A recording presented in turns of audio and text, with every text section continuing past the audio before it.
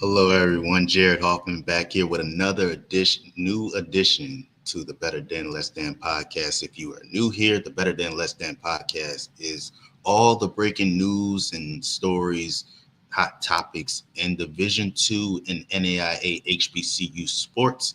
So you will hear everything about the CIAA, the SIAC, the HBCUAC, and our independent HBCUs at the Division Two and NAIA level. We have shows for MEAC with the MEAC and more with Chris Stevens, where you'll hear about obviously the MEAC and North Carolina A&T, Tennessee State, and Hampton.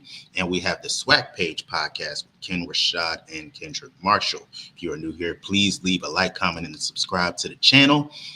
Follow us on all of our social platforms. And also you can subscribe to become a member, a level 1, 2, or 3 member of the HBCU Sports YouTube channel. Subscribe to all of our social platforms, search HBCU Sports and all of them, Twitter, X, Facebook, so on and so forth. You will find us there. And you can always go to hbcusports.com for all the latest news in HBCU sports. We have a packed show for you today with a lot of breaking news from the past week, but we are going to start off with an exclusive interview with Tuskegee head coach Aaron James. Last week, we interviewed Winston-Salem State head coach Robert Massey, and we thank him for taking the time to speak with us. One half of the Red Tails Classic. This week, we have the other half of the Red Tails Classic and head coach Aaron James. So I'm going to get that interview going, but stick around after the interview airs. We're going to get into all the latest news. That includes a big addition in the offseason for Johnson C. Smith football team. Fisk University, unfortunately, their gymnastics program is going to come to a close in the following year. And our own boss man, Ken Rashad, had an interview with CIAA Commissioner Jackie McWilliams Parker. And there was a lot of gems that was dropped in that interview, and we're going to talk about that. But until then, please enjoy this interview with Tuskegee head coach Aaron James.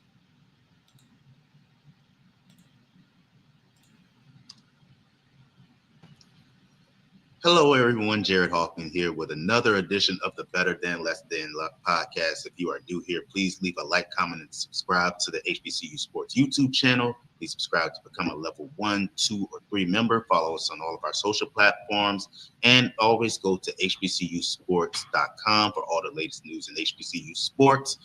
All right.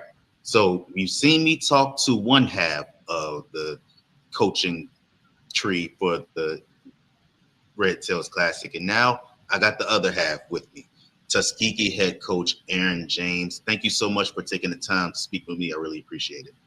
Thanks for having me. Yes, sir. So let's get right into it. The 2025 season is ahead of us, and there have been 2 big announcements that have been made. Obviously, we have the time and date and where it's going to be airing for the Red Tails Classic.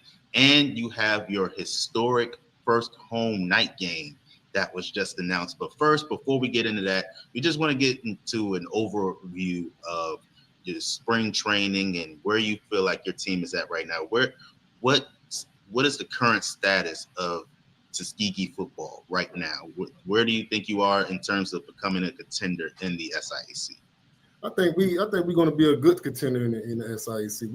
We coming off a good spring. We had a good spring practice and spring game as well. So as a coaching staff, you're always going to look for the good and the bad. But I think we came out looking on the high end, and we saw some things that we needed to clean up, and saw some guys that we wanted to see on film and see what how they was going to be productive in our system. So it was a good way to finish up. And like I said, we saw some guys that's going to step up to the plate this year. Some young guys really gonna make some things happen. So I was pleased and I was excited by everything that happened in the spring. When you talk about the new guys who are coming in, there's a lot of guys that are probably going to be thrusted into a role that they probably didn't expect to be in. With there's been a little bit of turnover over the past couple of years, with guys like Antonio Meeks and Malik Moore going out the door. Let's talk about you alluded to it a little bit, but talk about the guys who may not have expected to be in the position that they're in not right now because the season hasn't started yet, but that could potentially the road that they could potentially be in and how they have met the challenge thus far? Yes, the quarterback room. You always want that room to be competitive. We got three guys actually finished the spring really well, and like I say, that room is competitive, and those guys they battled it out. So we going into this summer and this upcoming fall camp with a three-headed monster. But the thing is, the best guy gonna be on the field, and like I say, with that room there, you always want to be competitive. You don't want to have no one coming in thinking that they're the guy, when and they get, saying like a daisy and everything like that. So for me being a former quarterback, I put that pressure on them, because, I know the ins and outs of it, and I know what to expect, at the end of the day. So, but we got some guys coming back. The running back room is full. We got some linemen we added up front, and we got some receivers, that can get the thing done too. So, and on the other side of the ball, defensively, my new defensive coordinator, he came in with a plan, and we hit the ground running recruiting, and we got some good guys that's coming in that's going to help us out a lot. So when you look within the SIAC, there's been a lot of turnover for across the landscape in the conference. Obviously, Sam Shade, who's coach of the defending champion Miles Golden Bears, he's now at Alabama A&M. You look at Clark Atlanta. Unfortunately, David Wright, he was denied eligibility going into the season, and one of their top receivers, I believe it was Jamal Jones, entered the transfer portal. And you have a lot of other teams within the conference. I believe Kelvin Durham with Fort Valley State, he entered the transfer portal. Let's talk about it. It doesn't feel like there is a undisputed favorite within the SIAC. Just talk about the parity within the conference, and it's always competitive within the conference. So there's always going to be parity, but just talk about on a nightly basis within the SIAC. You never know what could potentially happen night in and night out. Yeah, this league here is going to always be competitive. But just alluding back to, with the transfer portal and things of that nature, every year you rebuilding a team. And it's not like it was back in the days. You want to have these guys for these 3 to 4 years. It's not like that anymore. As a coaching staff, we always at the table scratching our head trying to recruit the guys we already have on campus, and still try to bring in some other guys. So each year your team is going to look different, and that's the norm right now. We just got to adapt to it, and just we got to stay ahead of the curve. That's the thing. But it's not just Tuskegee University that's hitting it. That's filling it from the portal, the transfer portal. It's all of the universities, that's taking a hit from it. So is it fair? Hey, that's what the NCAA, that's what they rule. So we just gotta, just stay ahead of the curve. Absolutely. So let's get into the start of the 2025 season. You will start like you have been for the past 4 years in the Red Tails Classic, but against a different opponent than you're used to seeing. It will be against Winston-Salem State. And the biggest selling point of this matchup is the history of both programs. Both have a deep championship history, and both teams have guys that have gone on to the NFL. Obviously you have Peyton Ramsey with Tuskegee, you have Yancey Thigpen with Winston-Salem State. Just talk about the CIAA now being incorporated into what is a relatively new classic within the HBCU Football Classic lore, and what it could mean for the classic going forward. Yeah, just back when I was playing back here, back in the days, we always played a CIAA team. Either back then it was the Pioneer Bowl. So the winners of the SIAC and the winners of the CIAA. So we always played against those teams, and actually I played against, when I was playing back then, it was Torrey Woolberry was was the quarterback at Winston-Salem. So the history is deep, and it's going to be a good matchup. Like I say, those guys in that conference, they play good ball as well. And last year we played Johnson C. Smith, which we didn't. The outcome was what I thought was going to be good, on the other end. But we just got to come back this year and just hit the ground running, and just got to be. It's going to be a competitive game on both sides of the ball. So I know he's coach. He's going to have his team prepared and ready, and we're going to be the same way. So it's like I said, it's going to be it's a good atmosphere. The Red Tails Classic is a good atmosphere for both sides of the fan base, and Tuskegee, we're going to be coming to pack it out. So I look forward to playing against Winston-Salem this year and just having a good, hard-fought game. You know, when you look at, you know, teams that have branched out and played against and had those interconference games with out of conference games against other HBCUs, Tuskegee has been really ahead of the game when it comes to those HBCU versus HBCU matchups out of conference. You know, you guys have participated in the Turkey Day Classic with Alabama State. You're now branching into the CIAA with the Red Tails Classic. What does it do for your team, these kinds of matchups, when it comes to, like, you know, testing where your team is at the moment in terms of, you know, where they are competitively? And could there be potentially more matchups, like potentially seeing you against Tennessee State, or maybe there's a MEAC team that you could potentially face in the future? Like, what? But the first question was, what does it do for testing where your team is at the moment in terms of competitiveness? It does a good bit, because I mean, you know, it's week 0 and we only have a certain amount of weeks to prepare for a game, and just going against another team out of the conference is for bragging rights, you know, fan base bragging rights, and just to see where we're sitting at without looking at another opponent in our conference. So, like I said, playing outside the conference against another Division II program, and it's a measuring stick. So, like I said, that conference is competitive, and we're competitive as well. And like it's going to be a good game. It's going to be a good game. Like I said, it's going to be a measuring stick for us to see where we're at and see how we're going to be prepared for that second week. And talking about actually week 1, I'll be getting week 0, and you know what I'm saying. So actually week 1. Yeah, right. Yeah, it's definitely confusing when it comes to week 0 or week 1. Like, yeah, but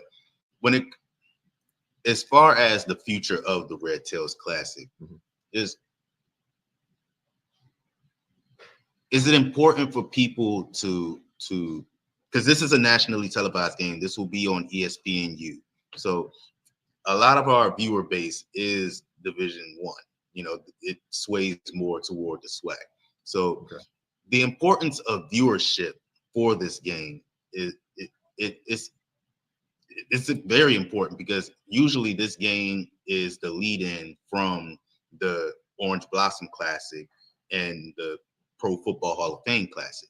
But now we lose the Orange Blossom Classic because it's now a day earlier, and you still have the Pro Football Hall of Fame Classic, but we don't know how much that's going to take a hit from the Orange Blossom Classic not being there.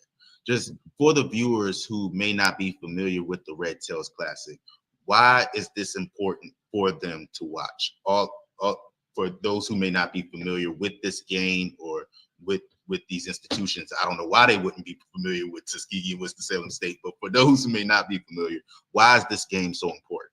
It's important. I mean, you got both HBCUs across, you know, from different states, and just the background of both institutions.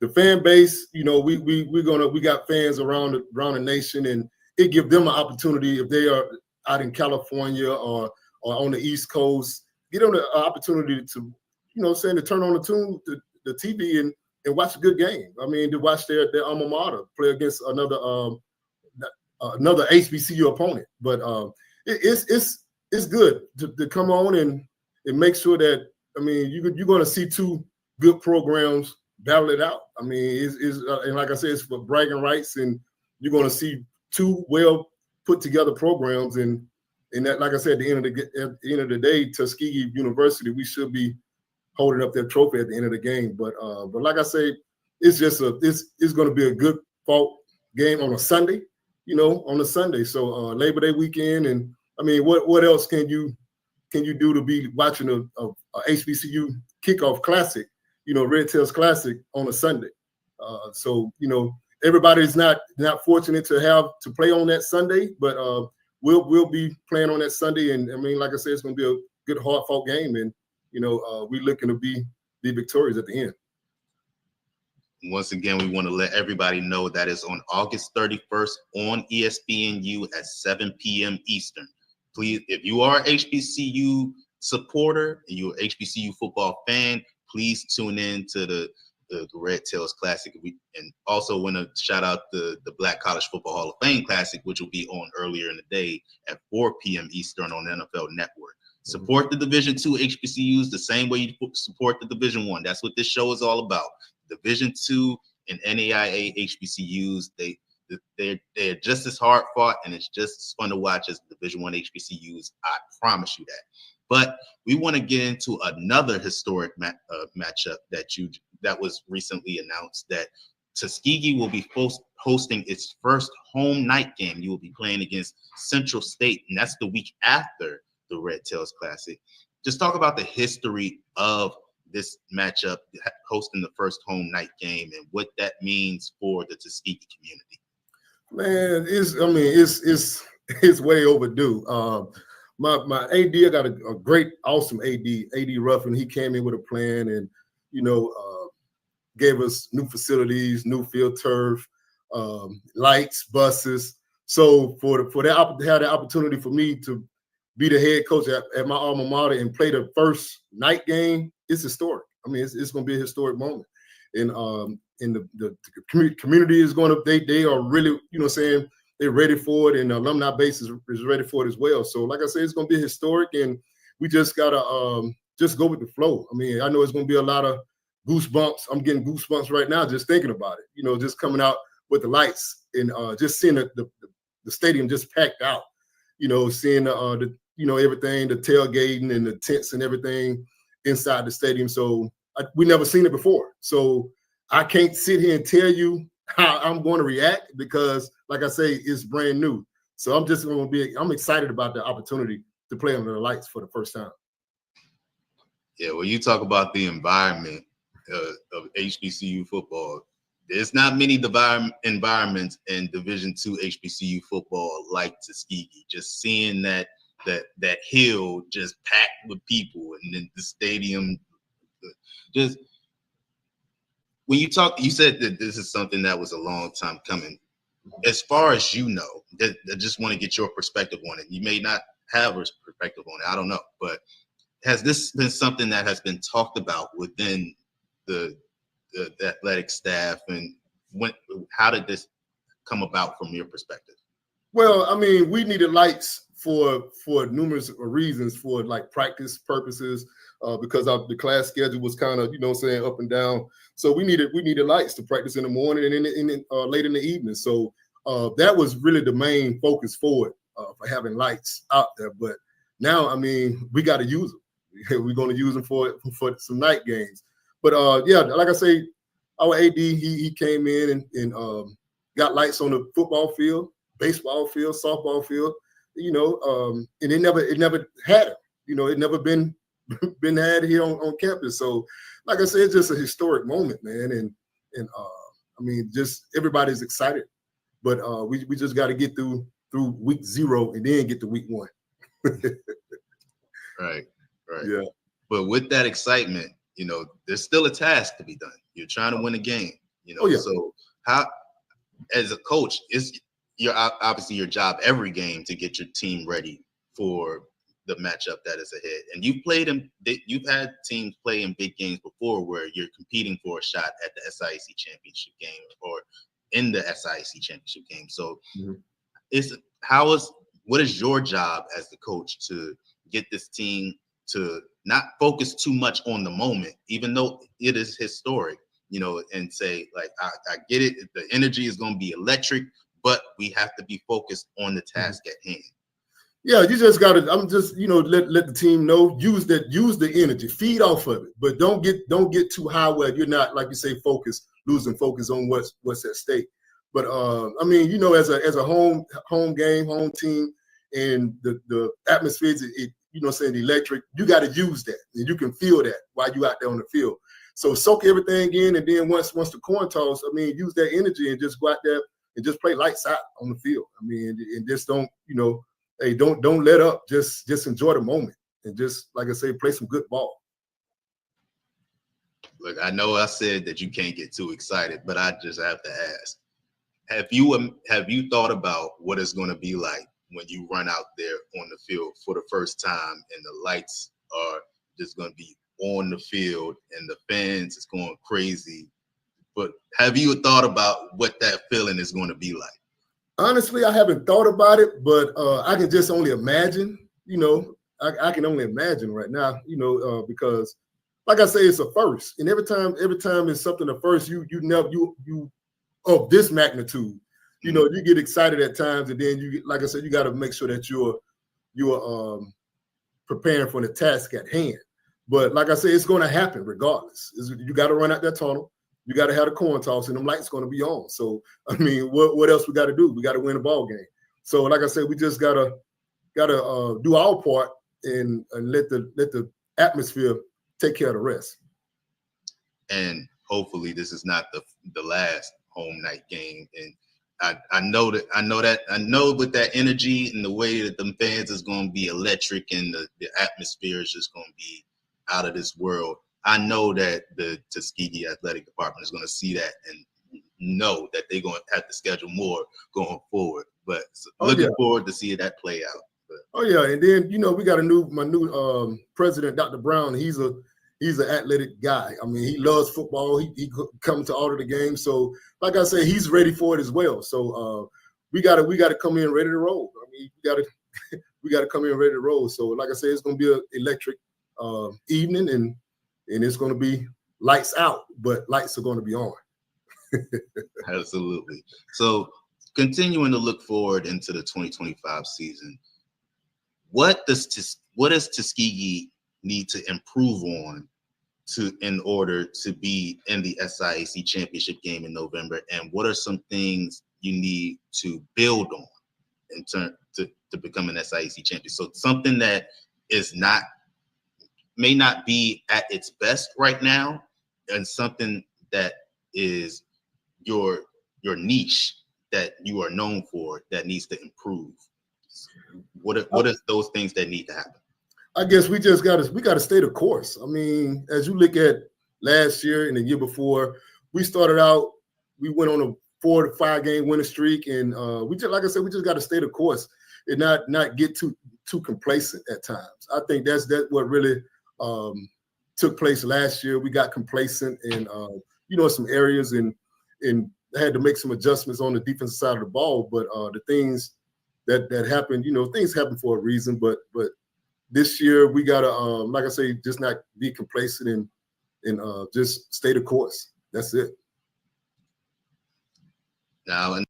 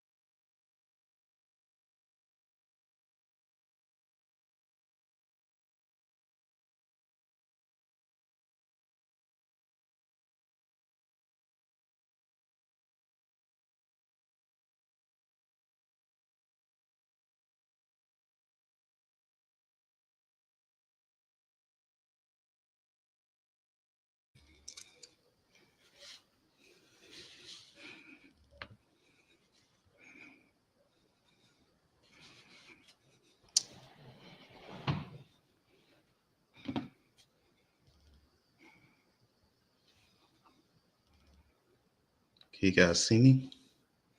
Can someone let me know if you can see me? I'm sorry, I'm having some technical difficulties. I'm gonna get the interview back up in a second. We only got a few minutes left.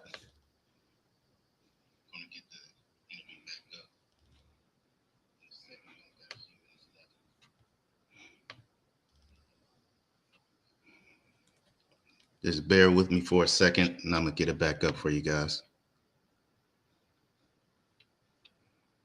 Just bear with me for a second, and I'm going to get it back up for you guys. Thank you, Christopher, for letting me know.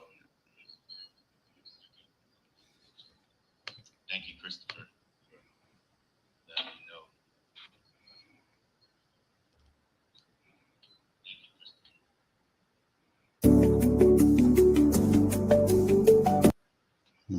All right.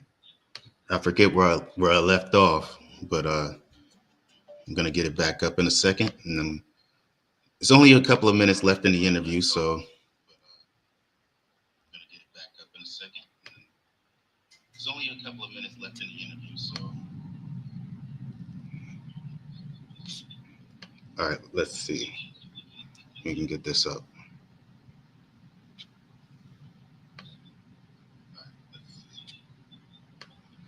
Something that may not be at its best right now, and something that is your niche that you are known for that needs to improve. What are those things that need to happen?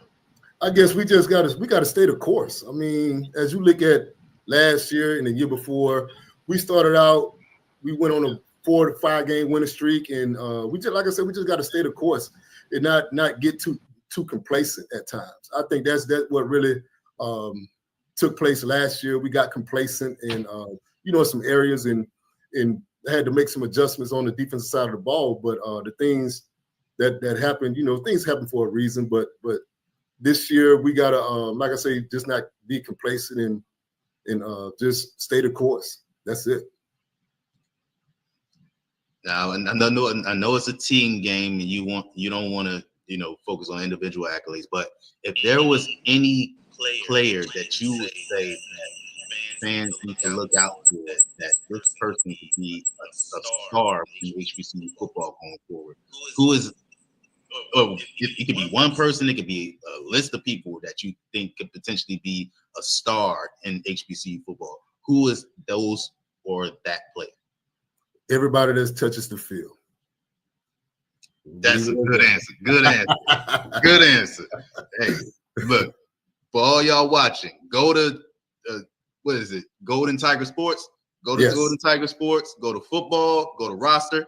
All of them. Check everybody them all. That touches the field. Yes. Hey, if you know ball and you watch the games, you'll know. You'll know. But yeah.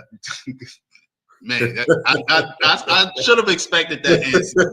Yeah, I can't give out the goods right now because we're in off season right now. So, but I'll find out more when fall camp is. Understood. But my last question is going to be: what is a realistic expectation or realistic goals for Tuskegee in the 2025 season? It doesn't just have to be on the field. It could be off the field as well. Is there a GPA requirement you are may not be demanding, but asking of your team? Is there what is your goals for the 2025 season for Tuskegee?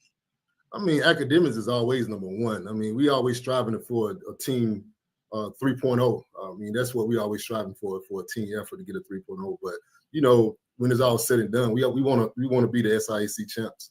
I mean, that's our end goal. So, we come in taking it one game at a time, and at the end of the season, we'll see what we at. But like I said, SIAC championship is what's at stake right now. Absolutely. But thank you again, Coach, for taking the time to speak with me. I really appreciate it. For those of you who are watching, once again, the Red Tails Classic will be on August 31st.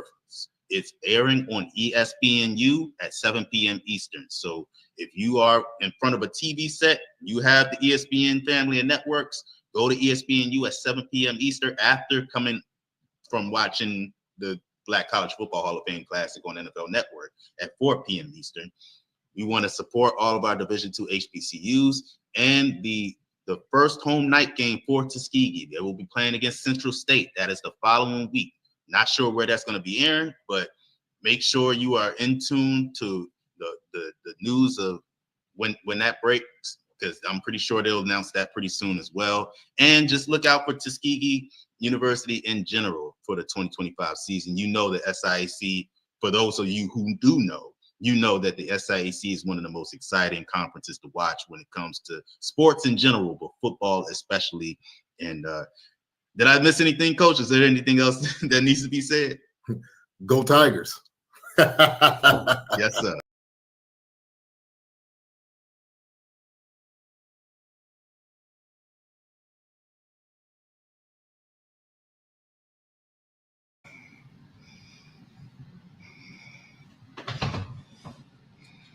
All right. We want to thank Tuskegee head coach Aaron James once again for speaking with us and taking the time to chop it up with us.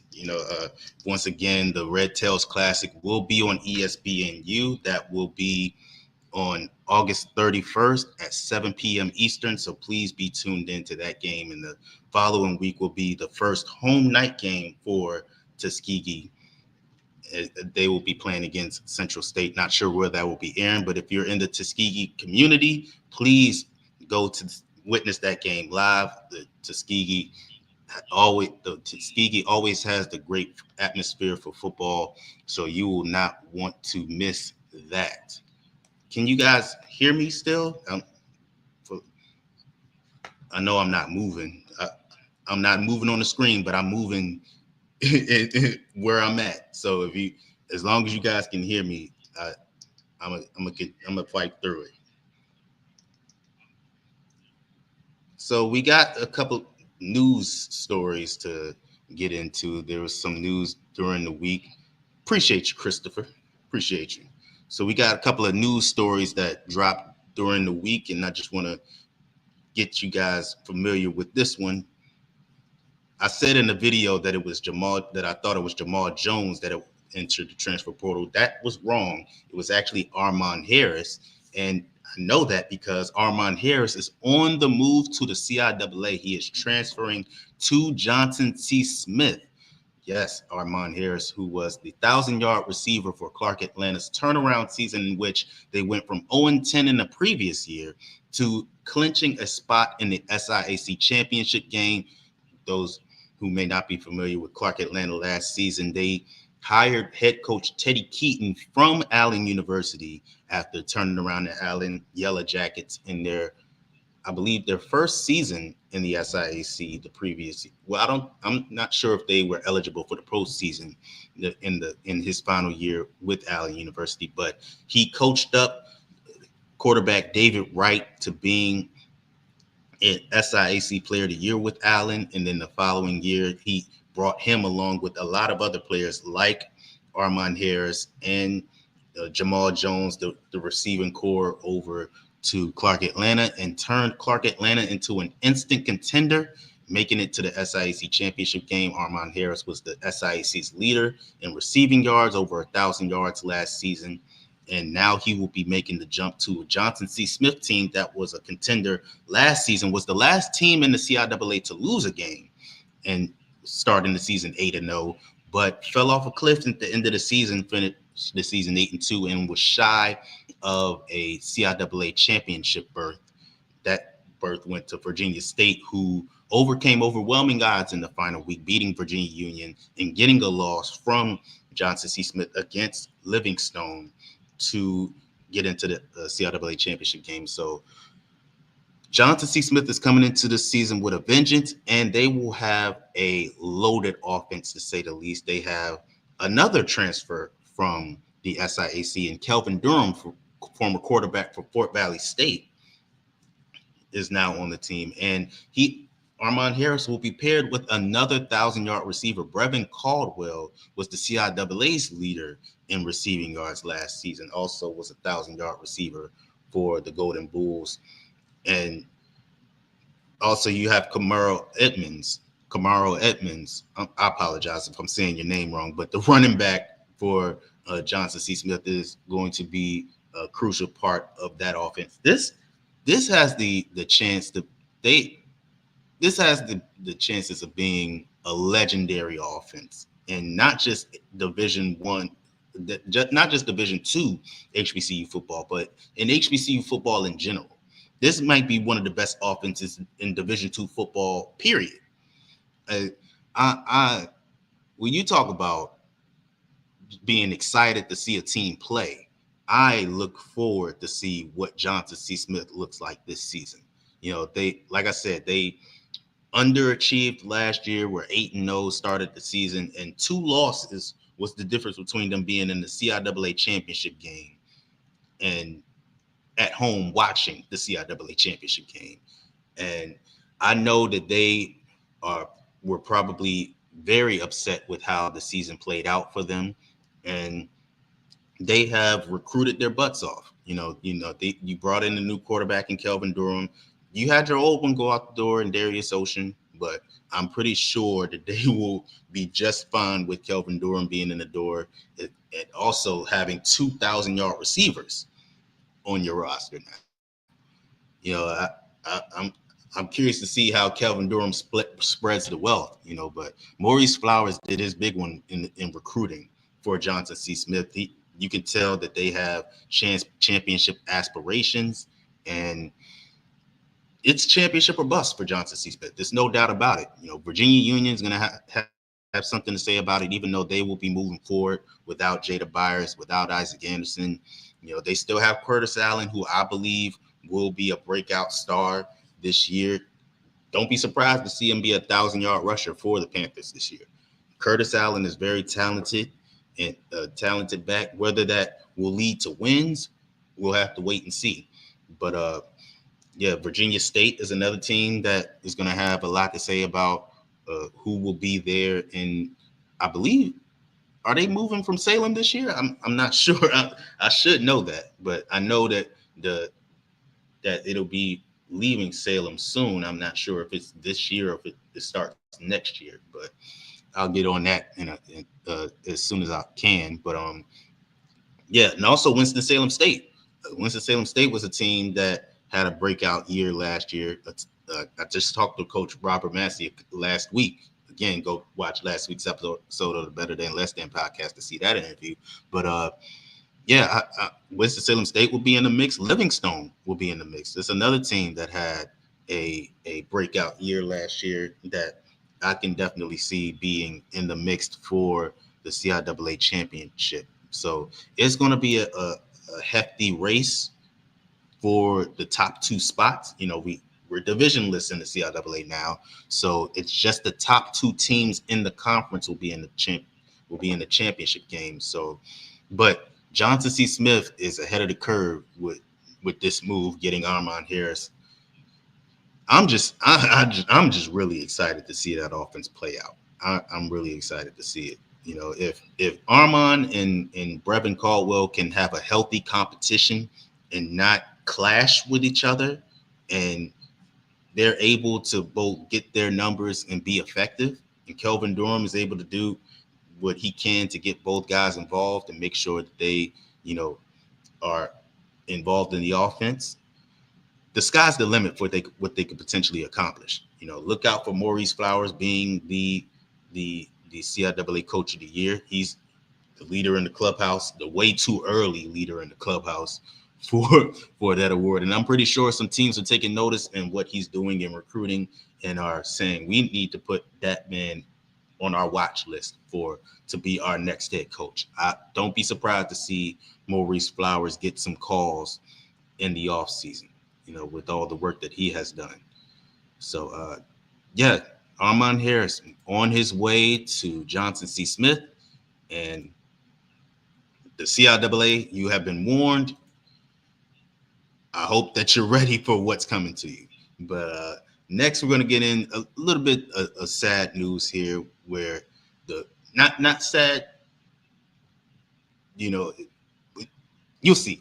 Fisk Gymnastics program has unfortunately announced that they will be shutting down in 2026. They are now the second, HBCU gymnastics team that we've had in the past year now announced that they are closing doors. Talladega College's program last year announced that they were closing doors after just one season. And for Fisk, it'll be 3 seasons that they have had where they will now be closing doors. And it's just an unfortunate situation. Morgan Price, their star gymnast, and our HBCU Sports Awards Scholar Athlete of the Year, our reigning Scholar Athlete of the Year for the HBCU Sports Awards. She announced that she was entering the transfer portal. Not sure if she has announced where she is committing to next, but she was she entered the transfer portal, I believe, 3 weeks ago or so. We talked about that on the show. Go back to the Better Than Less Than podcast catalog on the HBCU Sports YouTube channel to see when we talked about that. But yeah, it's really unfortunate that two of our historic gymnastics programs will now be gone. And that, yeah, it's unfortunate that we can't. I'm sorry, I just saw something outside, but yeah, it's unfortunate that our we don't have a foot in gymnastics anymore. We have broken the mold in HBCU athletics with sports that aren't that HBCU have not been familiar with. We've gotten into lacrosse. Tennessee State has gotten into hockey. So it was great to have a program for the women in gymnastics and a popular sport like gymnastics. For most Black women who may have wanted to attend HBCUs but didn't have the option because they didn't have a gymnastics program. That was it for us. Fisk and Talladega was it for us. And unfortunately, we lost both of those programs in the span of a year. And you just hate to see it. All these women, these young women who were a part of the program will now be looking for new homes in the next year. Hopefully they go out with a bang in this last season for Fisk and gymnastics, and they just enjoy the experience. But yeah, it's really unfortunate that we're losing these programs, and I don't know what can be done in the future. Hopefully we get another program decide that they want to put their foot in the water for gymnastics. We have a lot of institutions that have been very experimental, and in the sports that they take on. Howard is doing great in swimming. They won the NEC title in that discipline recently. So hopefully maybe that's an avenue that they can go down. Tennessee State, they got hockey. Why not put implement gymnastics? Help out your little sisters at Fisk University, and continue the legacy in HBCU gymnastics. But yeah, just an unfortunate story, and hopefully there is a bright light at the end of the tunnel that we can provide Black gymnasts who want to attend an HBCU. Hopefully we open up a new avenue for them in the future. But sad news as of right now. And we're going to get into the last story of the day, which is CIAA's Commissioner Jackie McWilliams recently spoke with our own Ken Rashad on a multitude of topics, but there were two in particular that I really wanted to harp on. And the first being the big story of the CIAA tournament, the CIAA basketball tournament to be specific, remaining in Baltimore. Baltimore. Let me say Baltimore, like I know how to say it. I have to say Baltimore so that all of y'all who who who, who know about Baltimore for the outside, that's how y'all say it. But for in the Maryland area, we say Baltimore. But anyway, I'm just gonna pull this up real quick. Bear with me as I get this going. The internet issues kind of knocked me for a loop, so apologies for the technical difficulties. But gonna get this rolling.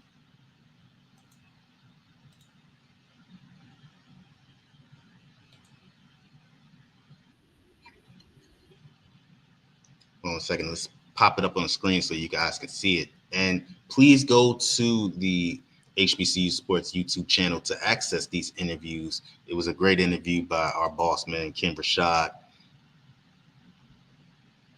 with CIAA Commissioner Jackie McWilliams. But hopefully you guys can see it when it pops up.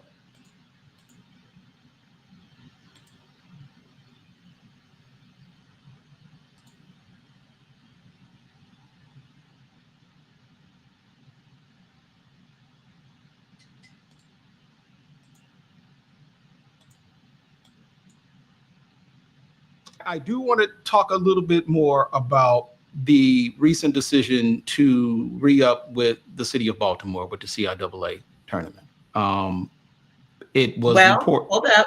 So, not to cut you off, we have not made that official. It has to be voted by the board. Okay. So, I think because Charlotte put out what they did, that they weren't a part of the process because they didn't meet the bid specs. We only have another partner that did meet the specs. I see. Still has to go through the process. So once the board reviews that and votes on it officially based on what has been presented, then we'll be able to move forward. Okay. Yeah. Fair enough. So let me put it like this then. Given what we know, it was only Charlotte and Baltimore that put in bids, correct? Correct. We had another interest too. Yeah, I was going to say, is there any other reason why? Because I remember when the bids went out, supposedly when you guys were looking at, prospects or looking at proposals. Is there any other reason why maybe there weren't? I was a little surprised that there weren't more cities to put bids in. I mean, is there a reason or an explanation for that? So Philadelphia was interested. I think they had some conflicts in dates. I think our tournament is the end of February. So depending on what you have going on, if you didn't have that marked down, it could be a little challenging, but there's not a whole lot happening in cities in February. Right. I think other cities have other large commitments.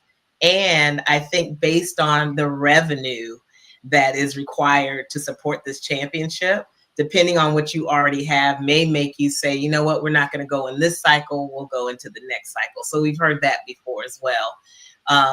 Richmond, we know, has been interested. I think they have a new facility that they've been working on, and they might bid later on too. So we'll do some homework with some of these cities that have had interest, but the timing probably hasn't just been good for them to put in. The last time we went through the bid cycle, I think we had 3 cities.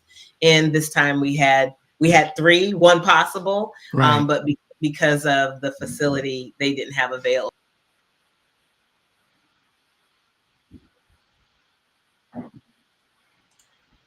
Okay, so that was CIAA Commissioner Jackie McWilliams speaking about, let me get myself out of full, because it probably looks ridiculous, me frozen like that. But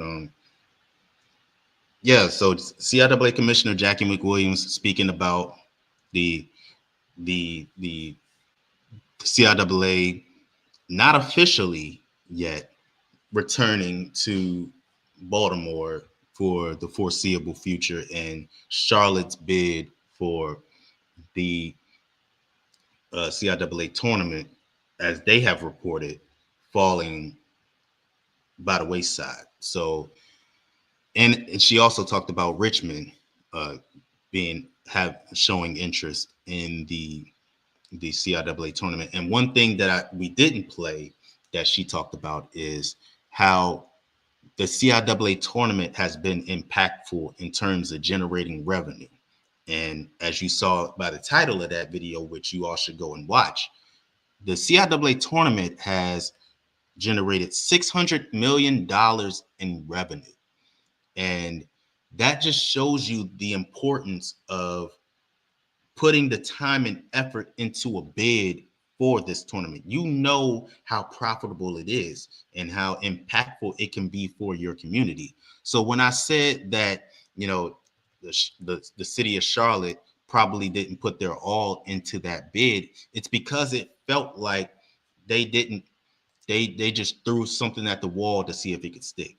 I'm not saying that for a fact. I'm just saying that based on the reportings that we saw, it didn't look like they put their all into the bid because it just didn't seem like they had anything ironed out. You know, you're talking about, you know, the venue that the arena that you want to have the games hosted in is booked in the start of when the deal is supposed to start, and you want to change it from 2027 to 2029 to 2028 to 2029. That doesn't make sense to me. Have all of this ironed out. Have all of this ironed out in the first place, and we won't have to, you know. So that just really, that was the first indication that they didn't have their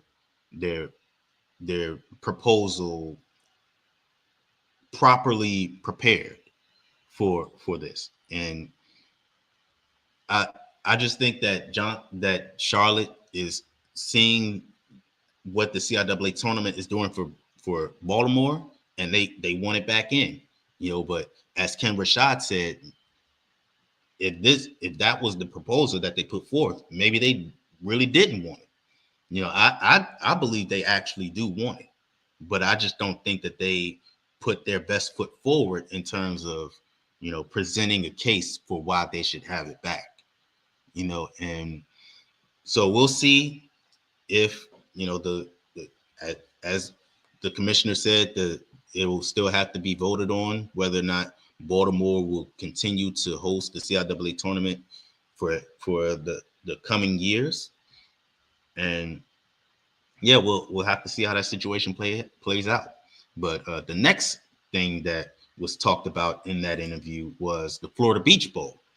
Now, for those who don't know what the Florida Beach Bowl is, the Florida Beach Bowl was presented in 2023, seeing a member of the CIAA and a member of the SIAC play against each other in a postseason game. Though these were two teams that did not qualify for the postseason, that did not claim a conference championship, but had a winning record, and there was a GPA requirement for teams to play in that game. The inaugural game was played between Fort Valley State and Johnson C. Smith, and it was won by Fort Valley State. And 2024 comes around, and the game's leaders announced that it would not be returning in 2024, and it has not been talked about since. So Ken Rashad asked the CIAA commissioner about that, and this is what she had to say. Let's pull it up real quick.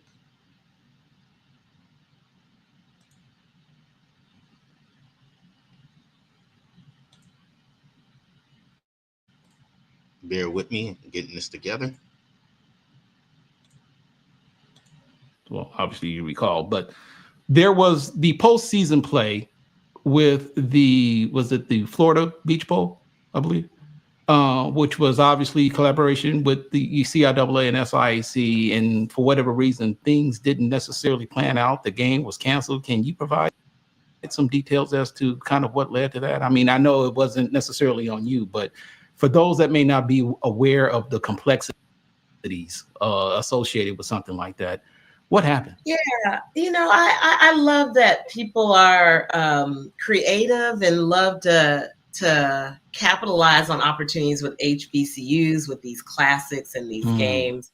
And I'm very, and my other three colleague commissioners, we're probably all on the same page, and probably more so now than ever.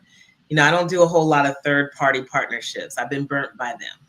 And so it's got to be the right partnership.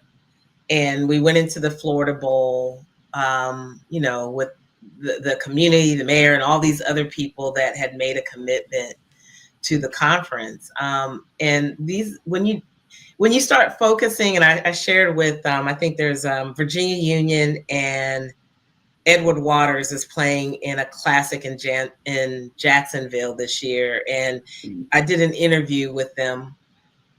And the CIAA is not involved in any way, but they wanted my take on it and advice. And I said, well, If you can focus on making sure that you take care of the teams, they should never leave in a deficit. They should always leave winning, right? Yeah.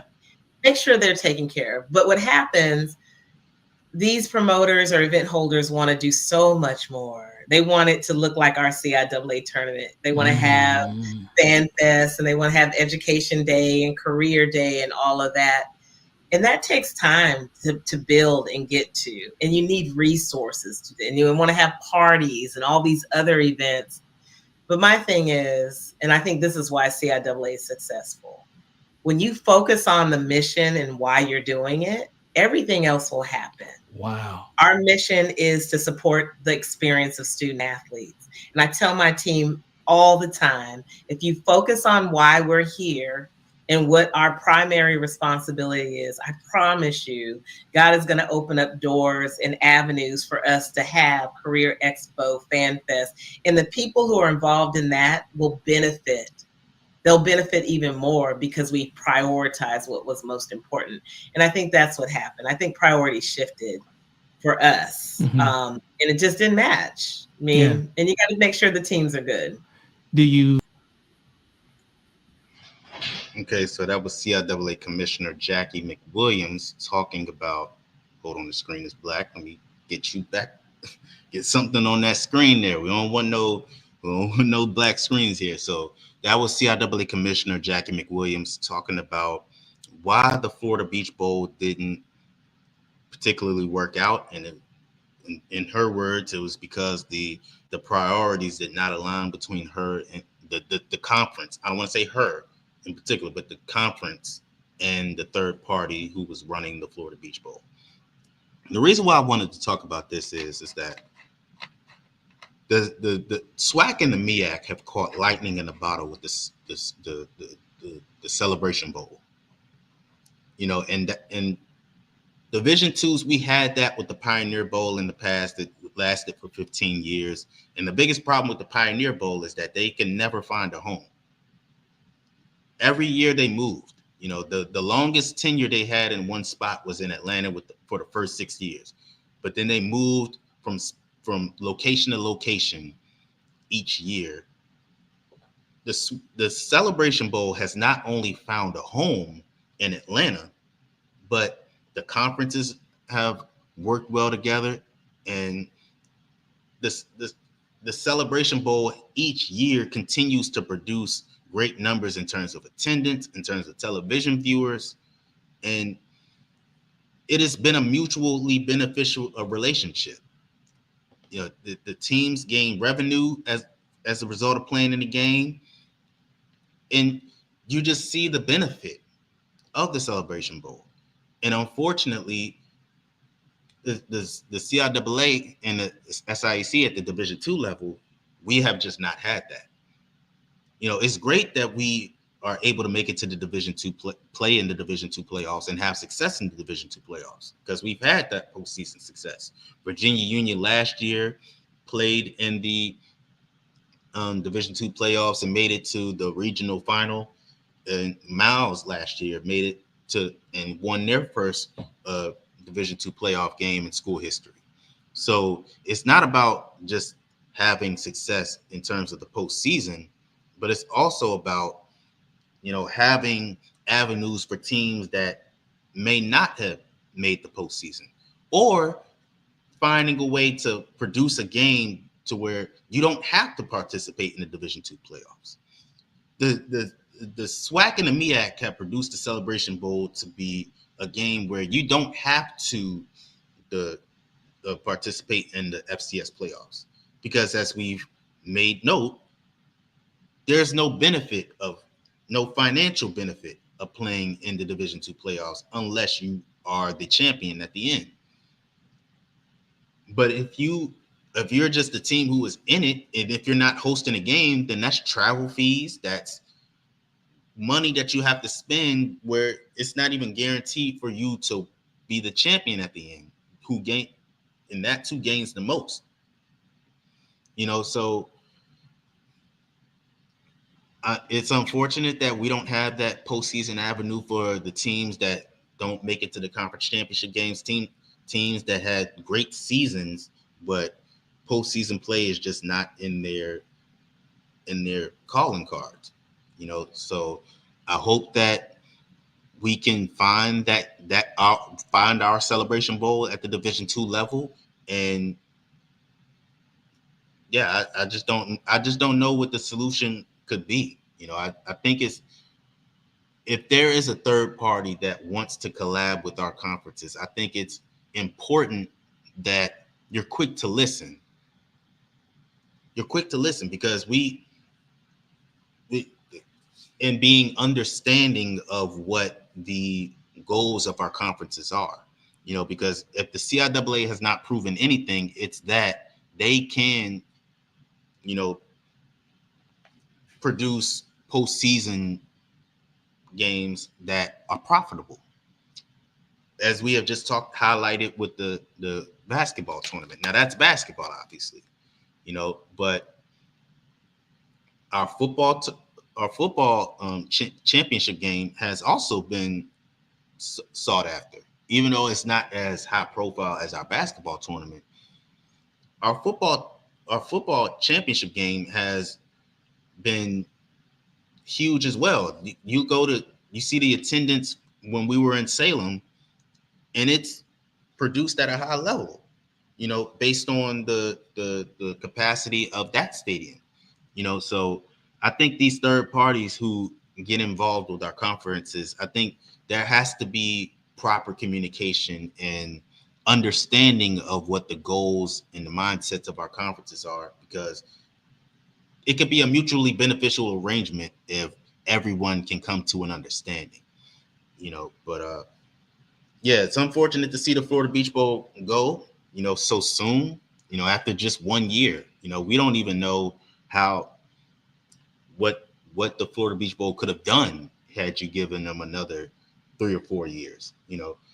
There was a lot of complaints about Edward Waters not being in the first game, and it's in their home state. That they had a spectacular year that year and were eligible to be selected to the Florida Beach Bowl, but they were passed over for Fort Valley State. But yeah, I'm not sure what the solution is, but I hope that we can find that